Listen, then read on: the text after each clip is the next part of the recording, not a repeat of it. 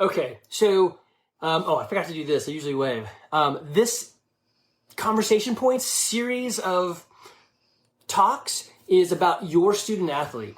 The last ones I told you what not to do, the things that coaches hate, students or your student athlete will hate, just things that aren't going to work, some bad things. Don't do those things. Here's stuff you can do. I'm going to just start off straight off with the list, and then I'm going to go into each thing. So this is from a dad's point of view who has 4 kids playing club sports. This is from a human's point of view who owns a gym that helps train adults as well as students.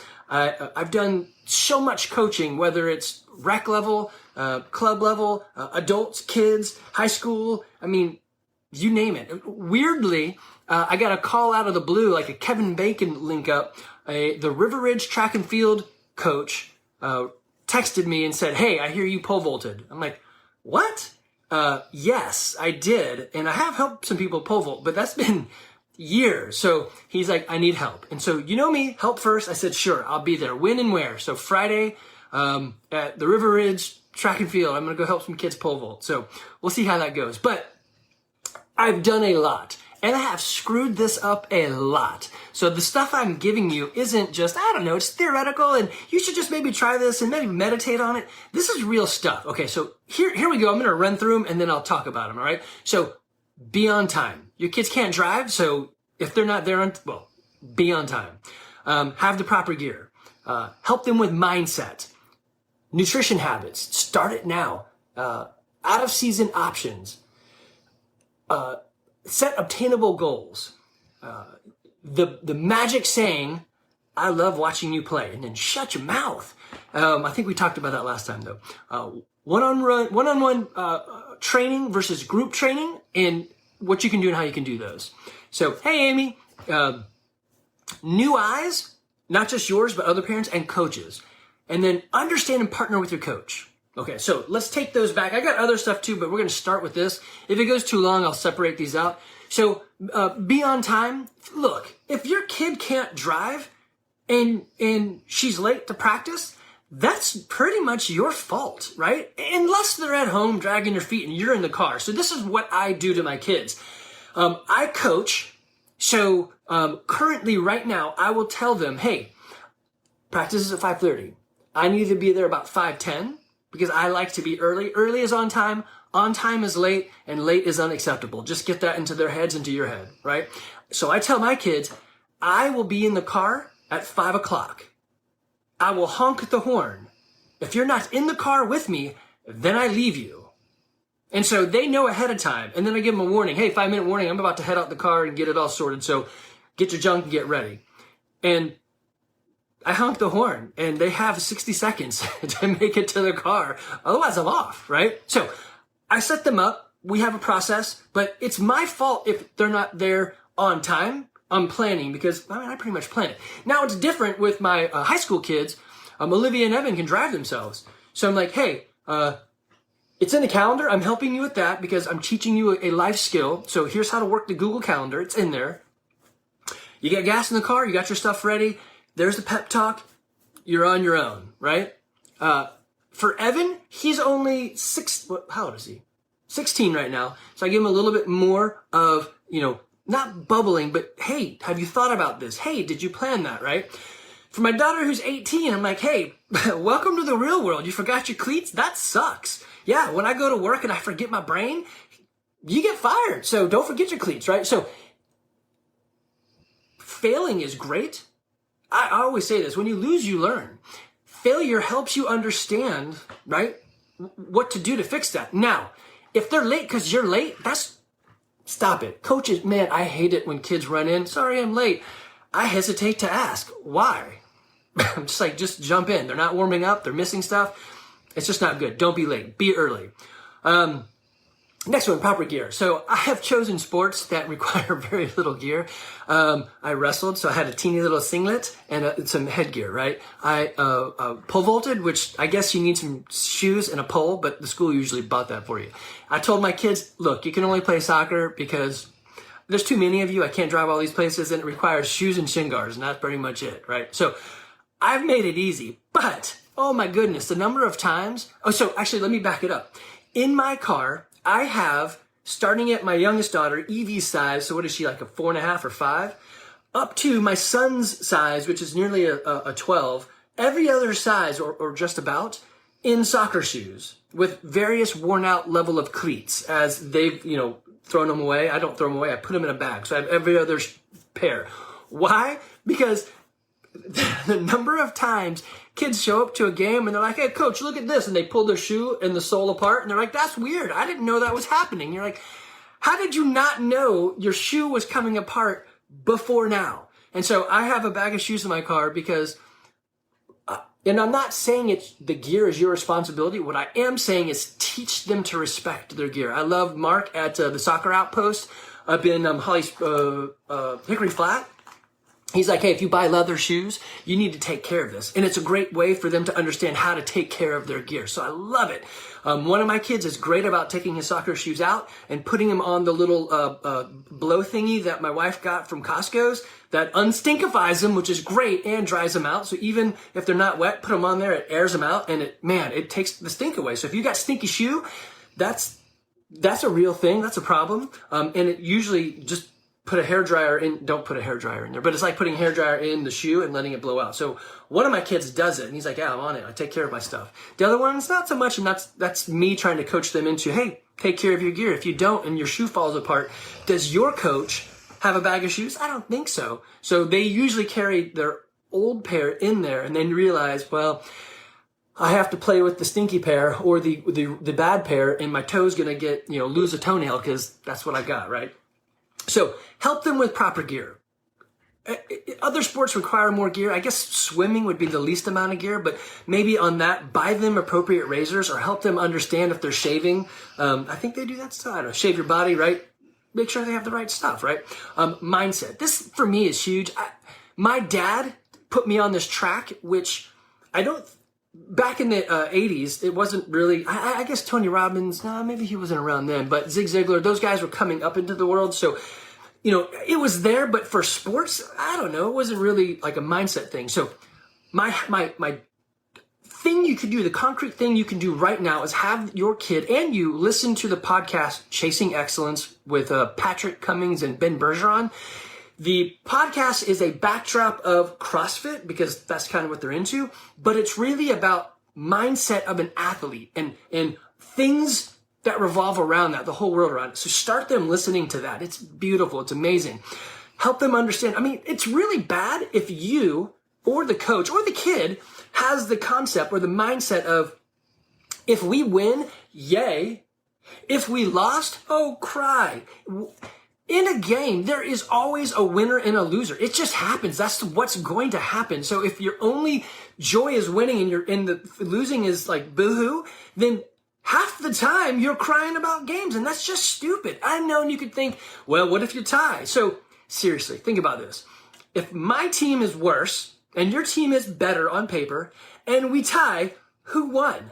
I did. Because I tell my kids, yeah, look, they were better. They beat us last time, whatever, and we tied. That's a win for us. If you're the other team, you're like, dang it. Yeah, we tied. That's a loss because we should have crushed them. So tying isn't, unless you're both going to the Super Bowl or something, you're supposed to tie, whatever. Tying is definitely losing or winning as well. So get your head out of that. When you lose, you learn. It gives me, the coach, an opportunity to fix things. The player should look at it and say, what did I do? Could I do something better? If we win with a toe ball, I might even consider that a loss. Like, oh, golly, you toe-balled that in there and everyone saw it, and now they're like, yeah, coach is a toe-ball coach. I might rather lose than win with some toe balls, right? Or, you know what I mean, whatever it is. If the kid is brick shot in the basketball, like he just takes it in one hand and chunks it and it happens to go in, and it's not like the buzzer-beating shot, it's just how he shoots, I'd be like, oh, it's somewhat embarrassing, but it works. I don't know, right? So anyway, help them with their mindset. Help them, in this, I'm going to actually back right into this one. Help them with obtainable goals, right?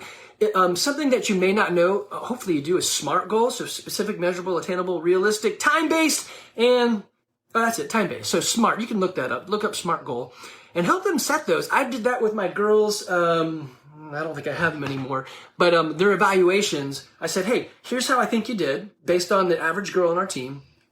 Here's what I would improve. And this is what I double down on your strength, and this is the weakness. And then let's set a goal together to help fix that. What do you want it to be? And we made SMART goals. I seriously doubt any of them actually did anything with it. Maybe 1 out of 15, but at least they know the concept now. And it was actually kind of funny. 2 parents said, he just said SMART goals. And the daughter's like, I guess because you said it and you're not my parent, I'll listen. But so we were on the same page, which goes to the bottom one, partner with your coach, but we'll get there. Nutrition habits. Man, depending on the sport, wrestling, that's so bad for your health, for nutrition. Definitely have a coach to help your kid understand nutrition. If you're playing football, man, that is bad for your health too, for weight.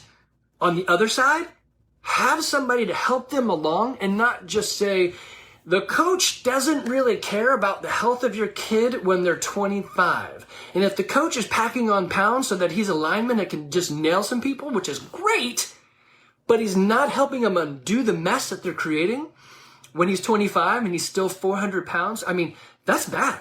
So get some nutrition guidance now. And I'm not saying things like, hey, let's do macro counting. We're going to track your plate and this and that. That's good. Nothing wrong with that. But go for the basics of, let's talk about habits. And how do we adjust your habits so that the cues, when you're done with football, the cues are gone. So the ritual and the reward are not set up because the cue is missing, right? So help figure those out so that your kid will have a better success later on for the boys in wrestling and football. I guess girls could do wrestling and football as well. But typically on the girl side, it's, and we see this a lot with soccer, they get into puberty and then they maybe change their eating habits or whatever, and it sizes them differently. And so, you want to negotiate those waters super careful, and it's best not coming from a parent. Parents, if you're saying to your kid, oh, you're so ugly because you're fat, or you're only pretty when you're skinny, man, you are doing the wrong thing, and that's a whole different topic. And man, I don't ever say that stuff. Don't address pretty and love with weight. That's the wrong, you love them regardless, not because of the way they look, but athletically, I mean, it is a lot easier to play soccer when you're not carrying around extra weight, or whatever sport, right? So maybe not darts. I think darts is still a sport, or bowling, but maybe it doesn't matter. But anyway, so get professional help. Our gym does nutrition counseling through habits as well as macros, but habits is, I think, a better way to do it. It's easier to sustain over time and to edit those habits as you go. Okay. Next one is out-of-sport options. Help your kid investigate those. So if they're only playing in season, that's nice, but if they're really into it, or if you're into it, help them investigate that. Sometimes having different eyes, a new coach, something that's out of season will help spark or say or hear that thing that then carries them along. So investigate those out of season options. Even do like a sleepaway camp. I think that's great. They'll build some interesting bonds. They'll learn some freedom, but also they're there to learn whatever that sport is. I think it's a great option. Drive camps are okay, but there's something that spend the night away camps that really help. It's an intangible. If you haven't done it, then I can't really explain it to you. If you've been to them, you know, like, oh yeah, that one time when I went to that camp and I was up in, where did we go a lot? We went to Berry College for a soccer camp. A great experience on our own. Yeah, we snuck out. I don't know if they do that anymore. They probably have more cameras and all that, but that was part of growing up, right? So, well, that's another topic, I suppose. All right, next thing. I said this before and I'll say it again. This has been probably the biggest thing in my life. Don't be that ass on the field. Don't yell at the refs. Don't yell at your player. Don't ever yell at other players, and don't yell at the coach. Simply say, good job, boys, girls, whatever. Good job. I hesitate to even yell names. And then in the car as they're walking off the field, this statement has changed the game for me completely. Evie, I love watching you play soccer. And even when she's coming off with tears, like we lost and it was bad and the big girl crushed me, when she hears that, she's like, yeah, okay. And it changes the framework in their head of what they're looking at. I'm here, I did have fun, and my parents, I'm performing to them. AJR has this really cool song, Watch My Play. So listen to that, you'll get the idea. They just want you to watch their play. So watch them play and tell them, I love you, and I love watching you play. Next, one-on-one versus group. There is a place for one-on-one training. I think off-season one-on-one is great. because champions are made in the off season. But if you're in a team sport, then you need that group lesson, right? So definitely stick with the team. Out of season group lessons, I think, are also valuable. There's a lot of times like you can't practice timing and setups and whatever it is if you're by yourself. You can work on individual skill, which is great. And that individual skill, almost every coach, except for maybe swimming, is going to say that the ability to attack one-on-one is key for me. And typically there's many things that go into that. I already understand the defense mindset. I go goal side, pretty much works for any game. Well, again, not swimming. Anything with a ball and a net, go goal side, right? Make it compact, jockey, all those things. If you can take someone on one-on-one on the defensive side or the offensive side, I have the skill set, the hands or the feet or the maneuver, whatever it is, to get around them. That's beautiful. So, of course, you want to win when you're on defense and win when you're on offense. So one-on-one is huge. So it is valuable. I think the thing that maybe is not gone to a lot is getting your 10,000 hours in your sport is definite and mandatory, and you need that, right? Build that time up. But you also need to train the other things that build you up. So again, using Matt Shelton from Tulsa, I think is where he's playing right now. He talks about his athleticism and how he's really ramping that up while doing the other things, foot skill and so forth, the basics, the mundane, mastering the mundane. So like we started something for my kids, the summer strength that we do at the CrossFit Garage at our gym. And I'm starting something now for my soccer girls called Soccer Strength and Power. It's pretty much the same thing. We're going to twist it a little bit to help them specifically with soccer.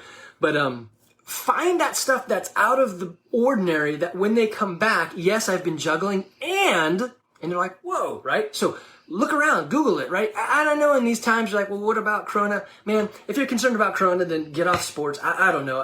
You just can't really, you can't be a wrestler and be like, I'm not touching anybody. I mean, I don't know. Just go get over it. Go get it. I don't know. That's for you and your world to figure out. I'm saying if sports are your concern, go live and do and be, well, we fight viruses by being healthy and fit. So do whatever you want, but yeah, that's what we do. So the other one I mentioned is new eyes or new coach. I think this is great. If you've got the same coach forever, it could be great. They could be the best coach in the world. Awesome for you. Most coaches are fly by the seat of their pants. Not everyone's putting as much effort into it as, say, like Coach Rob at Cherokee Impact, right? The guy is all in. There's nothing else that he's going to do. Scott's the same way. Several of those coaches are just phenomenal. I give it a lot because I just love to help, but I'm not normal in the ways of coaching. I care too much. I like the pole vaulting guy. Hey, can you come out? Yes, I'll be there. Why? I just like helping people. So I put a lot of thought into this and I want to help you guys with this. So new eyes is good. Those summer camps, those other things you could do, somebody else. This is great. It doesn't even have to be brand new eyes, but brand new environment. So one of my players, Lila, a great soccer player, she's at our gym doing some stuff with the team. And I am watching with new eyes. It's not soccer coach eyes, but I'm doing CrossFit eyes. And I'm watching form. And I'm watching her. I'm like, wow, I said this and I gave her a cue, everyone a cue, and she cued really well to that spot. And then she maintained range of motion as well as proper movement. And so the other day when her dad came in to pick her up, I was like, I just got to tell you. So new eyes, seeing her in a different light. I'm like, I think I could do more with her than I was on the field. I'm not pushing her as much as I probably could. So having either new eyes or new environment with the same guy is beautiful. It brings up different things you can have with your kid. Switching teams. Maybe that's a good one, right? The last one I'm going to go over, and then I'm going to cut this off. I got more stuff, but we'll make it another talking session, is understand what your coach is trying to do and then partner with them. Don't be the guy who fights the coach. Why isn't my kid getting more playing time? Well, you never show up on time with your kid, so I'm punishing them because the other kids do. Or your kid never juggles and their footwork sucks. So yeah, I'm pulling them off the field because we're going to lose if I play her too much. I go, well, that's interesting. If you think your kid is the best on the team, then you're an idiot and you need to get different eyes on that thing, okay? Hey Kirby, I don't know where you are in this, but hey, you're at the end for me. There's very few times when you can say your kid is the best kid on the team because, well, are they the best at goalie? Well, no, then they're not the best on the team. Are they best at defense or offense? Are they best at midfield or passing? Are you talking about throw-ins? Which particularly piece are you saying? Are you saying overall, in general, she's the average best? Well, then she's just average. She's probably not the best at something, right? So very few times can you say my kid is the best. And if you're fighting your coach because my kid is the best and they deserve, then you're an idiot and you're screwing up your kid, right? Ask someone next to you, someone that you don't love and care for, and someone maybe is the other person that you just can't stand. You're like, hey, give me your honest opinion. Is my kid the best on the team? And they're probably going to tell you honestly because they've wanted to say it for years. No. And you're an a-hole and you should stop it, right? So understand what the coach is doing. Partner with them to help. For me, it's easy. Hey, girls, juggle at home because footwork is our worst part, right? In soccer, I have an easy ability to fix, you're tired. How do I fix you're tired? I can just sub you. But I can't fix skill. So they get on the field and they're like, I can't pass or trap. I'm like, dang it. And I got to play you some. So we fix passing and trapping because, I mean, pretty much in every sport, if I can't dribble a basketball, I can still pass and catch. And, I mean, I don't know, shooting's a little different. You could sort of pass it into the goal. Soccer, you can totally pass it in the goal. Anyway, so partner with your coach. Ask questions. Coaches love it when you ask, how can I help? Coaches hate it when you say, hey, I noticed that little Tina got 1 minute less than little Sally, and I am pissed. Probably he didn't know. He's just doing the best he can. Does he have an assistant that actually monitors time? Probably not. So wait 24 hours, then ask. But partner with him. That's so much better for your athlete, okay? So those are, I think, 11, 12, 13 things, maybe 10 things that you can actually do to help your kid. Now I got 3 other pages that I didn't go through, so we'll talk about those next time. All right. Hope that helps, guys.